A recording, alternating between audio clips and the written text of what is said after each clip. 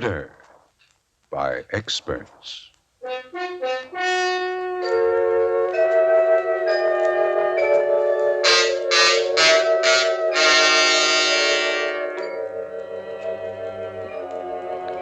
Mutual Broadcasting System presents Murder by Experts with your host and narrator, Mr. John Dixon Carr, world-famous mystery novelist and author of the recently published bestseller, The Life of Sir Arthur Conan Doyle.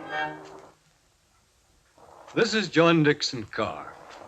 Each week at this time, Murder by Experts brings you a story of crime and mystery which has been chosen for your approval by one of the world's leading detective writers.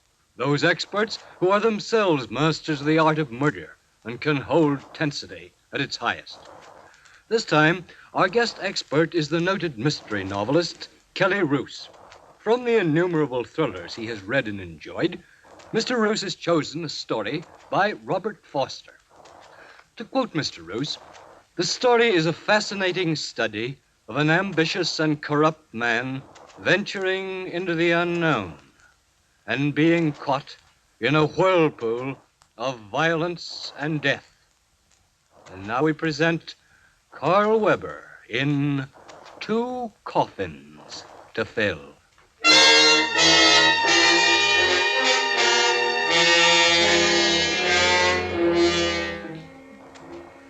The scene, Nick's place, a popular roadhouse on the West Coast. It's early evening, and the dimly lit cocktail lounge is empty, save for the bartender and a couple in a corner booth. Roger, we can't go on like this. Why not, darling? I'm tired of meeting you at discreet places, of seeing you only when you can get away from your wife. Just have to be patient, Eve. Patient? It's already a year. How long do you think I'll go on waiting for you? What would you have me do? Leave her. Forget about the money. We can get along. On what? Oh, no, Eve. What do you think you'll get from her? I have plans. It'll take time, but I'm very patient. Well, I'm not. I can't go on waiting, Roger. I won't. I'm sorry, Eve. Another drink? Nothing affects you, does it, Roger? War, famine, or love. You're a man with only one weakness, money. Why is it that women can never break off without creating a scene? Why, you arrogant... Oh, what a fool I've been. All right, Roger, I'll break off without creating a scene. Goodbye, Roger. I'll have another, Steve, and put a dash of bitters in it. Hello, Thornton. Your friend left in a hurry. You're quite observant, Al. I'm a student of human nature. Nick's having a game in the back tonight. Interested? A game? Poker. Yes, since my date's walked out on me, I'll play a few hands. Tell Nick I'll be there.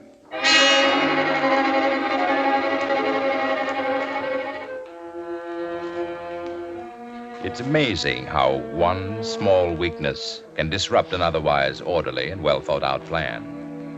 My wife, Frida's first husband, left her with a manufacturing plant and holdings amounting to something like $4 million. That's a comfortable sum of money, and I'm a man who likes comfort, or I wouldn't have married Frida. She was 40 and tired, and no bargain special in the marriage market. But I had plans that didn't include murder. Not then. I was a patient man. Patient until a weakness occurred, and I spent the night playing cards in a back room at Nick's place. That night cost me $30,000, all on my signature. Perhaps that's why Nick's gun-happy friend Al was so insistent a couple of weeks later. I was sitting at the bar in Nick's. Thornton. Yes? You busy? Well, that depends. Nick wants to see you in his office. Wants to see me about what? I didn't ask him.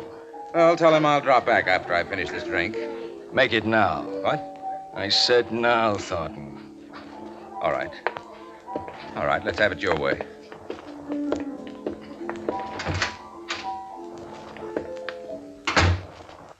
Hello, Roger. Good evening, Nick. Sit down. Before I sit down, let's have an understanding.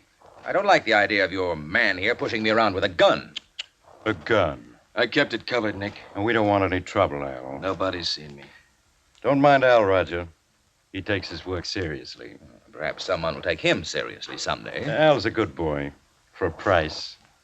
Right, Al? That's right. I'm not interested in the merits of your bodyguard. Sit down, Roger. You're getting red in the face.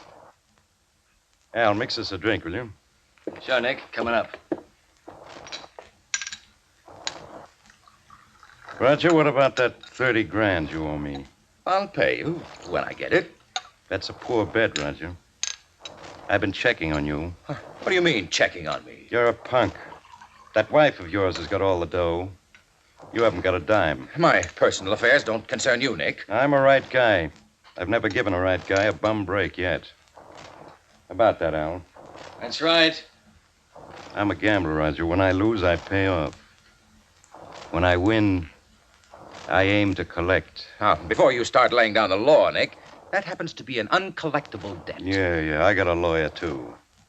When you say uncollectible, Roger, you want to figure all the angles. What angles? Al, what do you figure this guy's worth? About 30 grand. Which way? Either way. What are you talking about? What do you mean, either way? Tell him, Al. Sitting up or lying down. Now, see here, Nick. I can see, Roger. And I want you to see me tomorrow. With 30 grand. I said I'd pay you. Tomorrow. I don't know if I can get it that soon. I don't like punks like you, Roger. You're crummy. With all that dough you're tied up to, you're still crummy.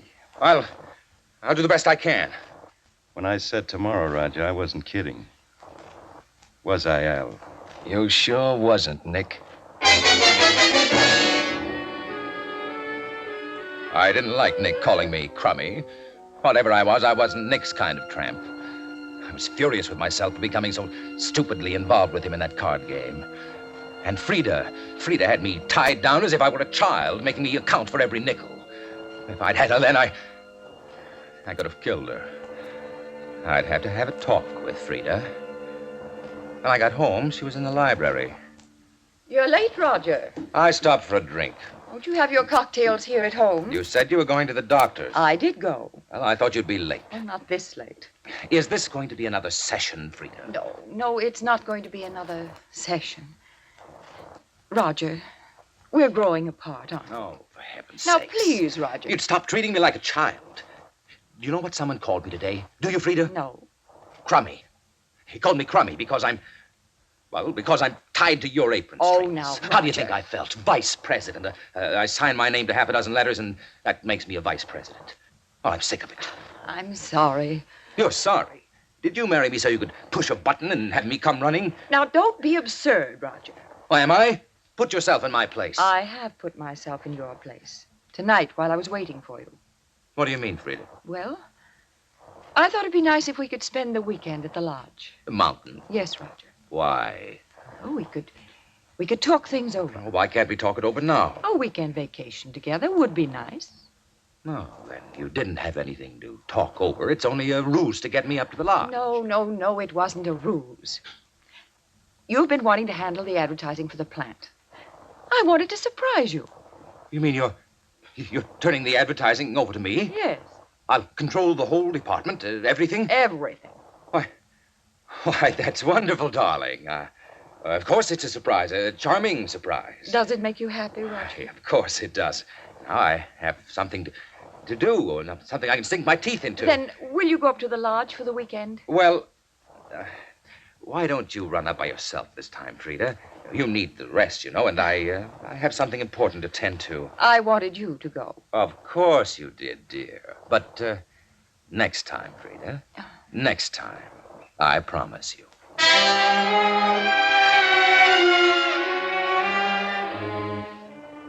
Frida's act was more considerate than she realized. Having access to some funds, I could pay Nick, write it off to advertising. For a moment, I felt almost kindly toward Frida. But then, as I stared at her, long and hard, wondering if I could care for her even remotely, my thoughts were revolted. I hated her for condescending to place me in charge of the advertising department. I knew I could no longer tolerate her, standing in the way of everything I was waiting for. Not until the next day did I conceive the plan. I was ready when Nick's bodyguard, Al, came into my office. Nick sent me over. I didn't think it was a social call. I don't like jokes. You're very businesslike, aren't you, Al? I work for a living. When you work hard. And when you play, you play hard. Is that right, Al? That's right. Could you use, say, 5,000 to play with? I don't like chiselers. Chiselers? You heard me. Oh, you think I'm trying to buy you off because of the money I owe Nick? What am I supposed to think? I see. Well, here's a check for Nick. What do you think now? 30 grand. How do I know this is good? You're smarter than that, Al. Okay. Okay, what's on? What's 5,000 worth to you, Al? Could be worth anything. Maybe. Maybe. Nick doesn't come in on this? No. This is just between us. How hard is it? It may be a bit difficult. For 10 grand, I might see you. 10,000. Is it yes or is it no?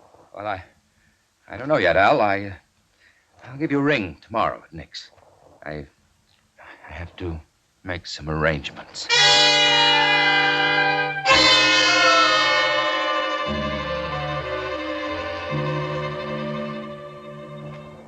Frida, Yes, Roger? you still planning to go to the mountains for the weekend? No, not without you. Well, I've been thinking you do need a rest, you know. Oh, I can rest just as well right here. Yes, I realize that, but, well, I thought I might come up to the lodge with you.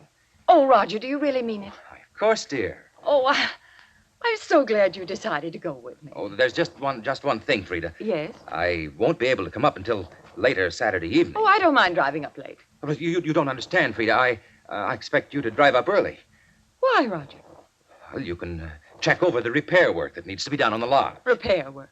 Yes, I ran into an old friend of mine today, Frida, a carpenter, Al Graves. He's a bit down on his luck, and, the lodge could stand some work. Well, that's perfectly all right with me, Roger, but must I go up early? Well, we don't want him hanging around, do we? No, of course not. Good. Then I'll ride up with Al. Now, when we get there, we can discuss the repairs. He'll look things over, and then he'll drive on back in his own car. And you want me to go up early so I can make a list of the things to be done? Yes, Frida, that's it. Do you mind about the carpenter, I mean? Of course I don't mind, Roger. I'm just so happy that you want to go.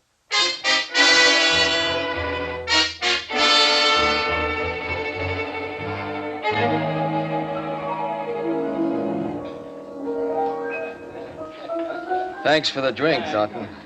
You haven't answered my question, Al. I'm thinking. Thinking what? Murder's quite a rap.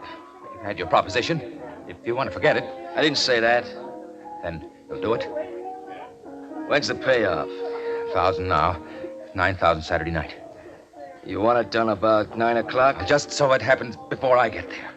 And I get a ride back with you. Yes. Maybe you try to pull something like the cops. I couldn't risk bringing the police in. You're smart enough to know that. Smarter than you think, Thornton. All right, now it has to look like a struggle and a robbery. Leave that to me. Is everything okay with the wife for me to ride her up there? It will be Saturday morning.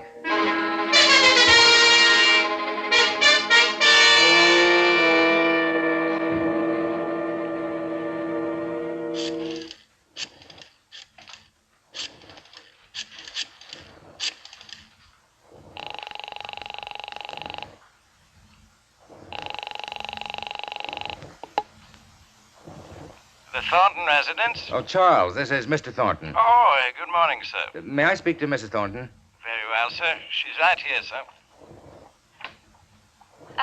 Roger? Oh, I was afraid you might have left for the lodge already. No, not for an hour yet. Frida, I wonder if you'd mind doing something. What is it? Well, Al Graves, the carpenter who is going to drive me up, Yes? his car is broken down. It's in the garage.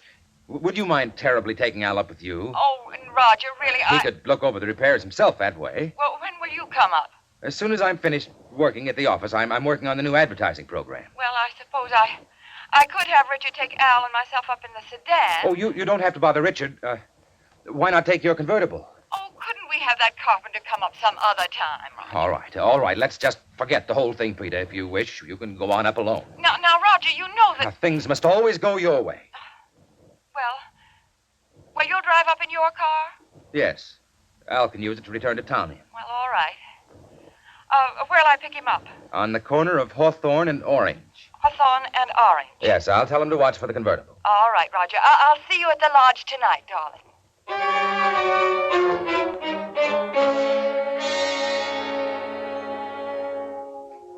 Things for the past few days had moved so amazingly fast and remarkably well that I had little time to reflect upon my emotions. Frida's surprising agreement to my wishes I knew was merely a new tack in her attempt to draw me closer to her. And yet, as I drove through the lane to the lodge in the evening, I had an unaccountable fear. The wind whined through the trees, and the eerie sound disturbed me. I parked the car and sat for a few moments watching the lights in the lodge. It was 10 o'clock. Al should have been finished long ago. I got out of the car, walked to the veranda, and opened the door. You finally got here. Yes. Well, how does it look? You satisfied? I said to make it look like a struggle. Well, don't it? I guess it's all right. Have you got the dough? Where is she? In the bedroom. Go in, take a look. Turn on the light. No, I can see. Satisfied, Thornton? She's partly under the bed. Yeah, she got scared. She tried to hide. I had to follow her. Shut the door. I said to shut the door. You're a funny guy.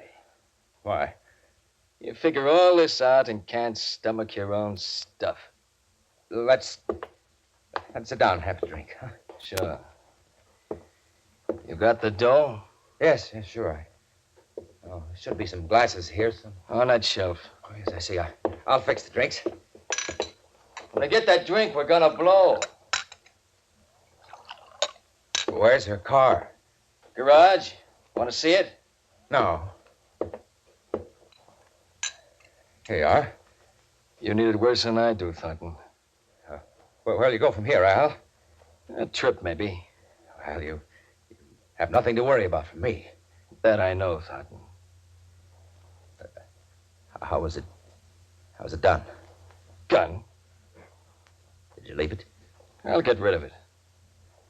Well, here's to you, Al. Yeah. All right, Thornton. Now let's have the dough. Certainly. I've got it right here. You know, I've been thinking about you, Thornton. I think Nick's right. You're crummy. Oh, now, you shouldn't feel that way, Al. If I had to do it over... You won't. Say, I'm sick. What'd you put in that drink? Why, nothing, Al. You double-crossing, I'll kill you, Al. Will you, Al?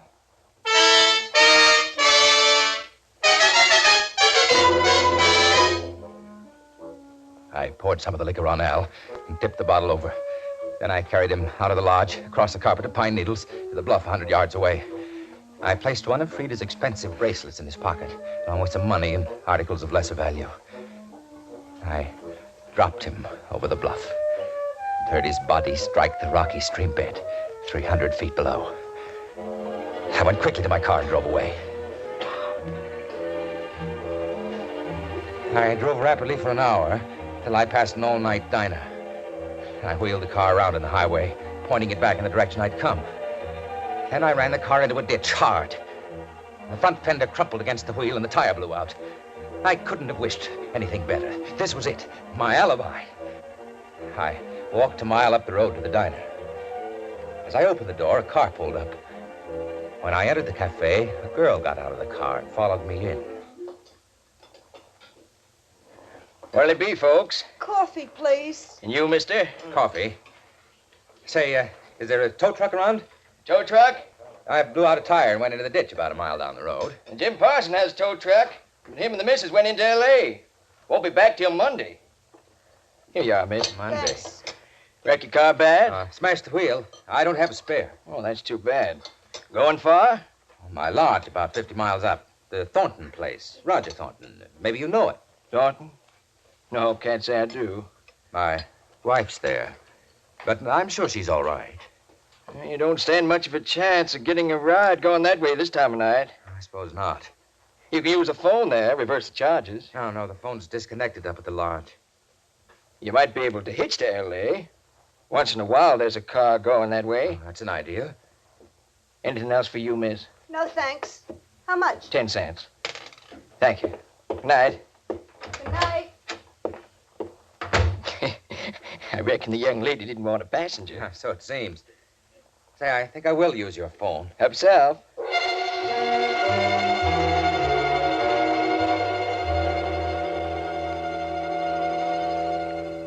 Have you got that straight, Charles? Yes, sir.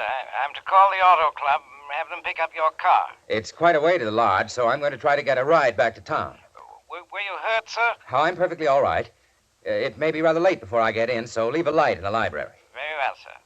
Good night, Charles. Is that all, sir? Why, yes. Yes, that's all. Very well, sir. Thank you for the use of the phone. No, that's okay, mister. Could you use a drink? I ain't never been known to turn one down. I got a bottle in my car. Oh, that's quite a walk. It's nice out, and I could use a drink myself. Hey, suit yourself. You don't mind if I sit around after I get back? Maybe I can pick up a ride. Glad to have you. I'm open all night. Good. I'll be right back. Mister, Yes? did you say you wanted a ride to L.A.? Why, yes, if you're going that way. Hop in. Well, thank you very much.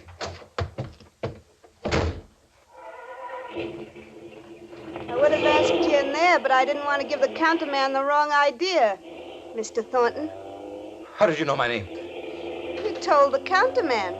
Oh, of course. I was just going to get a bottle out of my car. I already got it. You got it? Sure. Nice car, thirsty girl. I had a hunch. How long were you at the car? Long enough to find the bottle and see your name on the steering post. I thought you heard me tell the counterman. I did. So then I knew you was a gentleman. Have you drunk much of that bottle? Enough. Hey, you shouldn't be driving if you've been drinking too much. Scared? Oh, no, it's for your own good. I'm celebrating. You might have waited till you got in Los Angeles. Mr. Thornton, Yes? why'd you turn your car around and run it into that ditch? What? I know all about you, Mr. Thornton. Who are you? What's your name? Della. Ella what? Just Della. Look out! You nearly turned us over. Either stop this car and let me drive, or Or what, Mr. Thornton? stop this car. When we get to Nick's. Did you say Nick's? I'm Al's girlfriend. No. Didn't you think Al could have a girlfriend? Why did you pick me up? Because I'm not half as tight as you think I am. Then, what do you want? Al was a punk, a nice punk, but punks come cheap, Mr. Thornton. I want that $9,000. Do you think I'd carry that kind of money around? And did you think Al was stupid enough not to have somebody cover him at the lodge? You were there? You saw it? Yes, I was there, and I saw. You're a very brave girl, Della. Threatening me. I don't scare easy. I know your kind. Do you? This is a gun, Mr. Thornton. I'm not afraid to use it. You're a very stupid child. If you try anything, I'll wreck this car. Watch that curve. I'll take that gun. Oh! Now, stop that car or I'll kill you. No, you won't. I'll hold that wheel. Let go! Let go of me! Let go! We're stopping right here. All right. Now, get out of the car. Get out. I'm willing to talk to you. Get out. My arm! Ow! Now, down this ravine. I was only kidding you. I wanted to scare you. I didn't mean it. Must I force you? I won't tell nobody. You're my only witness. My only witness. Please, let me tell you. Let me talk to you. This will do. Wait! You've got to let me explain it.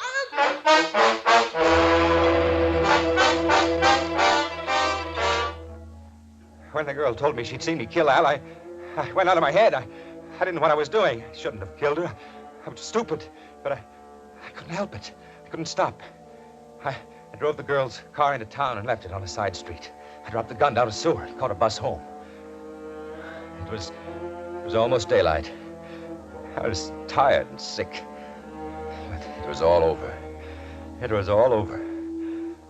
I unlocked the front door and quietly entered the house. My house. I was too keyed up for sleep. What I needed was a bracer. I went into the library. Good morning, Roger. Frida! Who did you expect? Frida, what are you doing here? I've been waiting since you telephoned Charles. I killed them. What? I killed them both. You killed them? Al and the girl, and you're here. You're right here. Stop it. Stop it, Roger. Roger, stop it. I'm so sorry for you. I had it all figured out. I did. I had... That man, Al, the carpenter, he told me everything, Rochester. I had to pay him. You paid him? You? Then it was the girl I saw. She was in the bedroom, pretending to be you, pretending to be dead. Al framed the whole thing as a shakedown. He never intended to kill you. Oh, I'm so sorry for you. You said that. You said that. Who are you to feel sorry for me? I love you. I'm going to miss you, Roger. Love? Then why didn't you do something? Why didn't you tell me? I didn't know. I stayed home hoping you'd come here and we could talk things over before you did anything rash. Rash? You call it rash? Do you know what I've done? That's why I'm so sorry for you. You say that once more, Frida. It was greed, wasn't it, Roger? Greed for my money. I hate you, Frida. I know. And I love you. Isn't it strange, Roger? It's pathetic. What I wanted to tell you at the lodge, Roger. Or if I'd only told you sooner. What do you mean? Frida, what do you mean? I'll tell you. But it's too late now, Roger. You've killed 2 people. And you'll hang.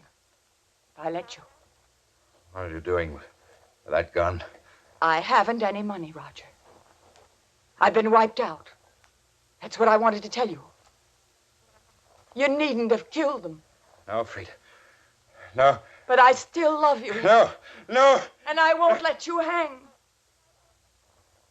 Goodbye, Roger.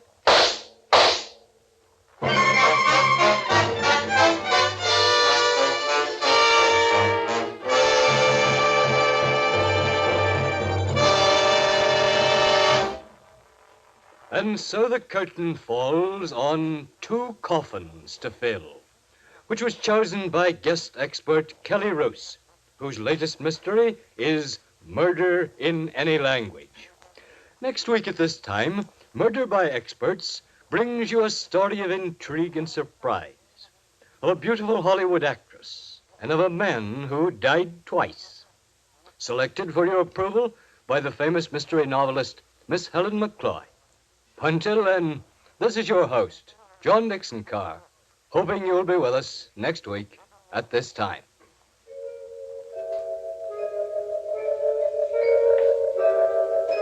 In the cast of Two Coffins to Fill, which was written by Robert Foster, were Carl Weber, Eleanor Phelps, Jimmy Stevens, Miriam Wolfe, and Maurice Tarplin.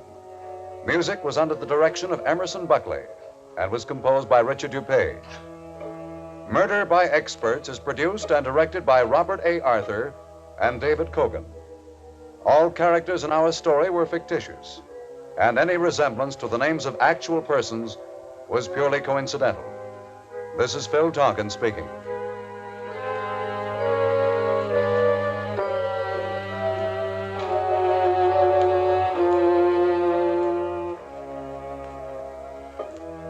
This is the Mutual Broadcasting System.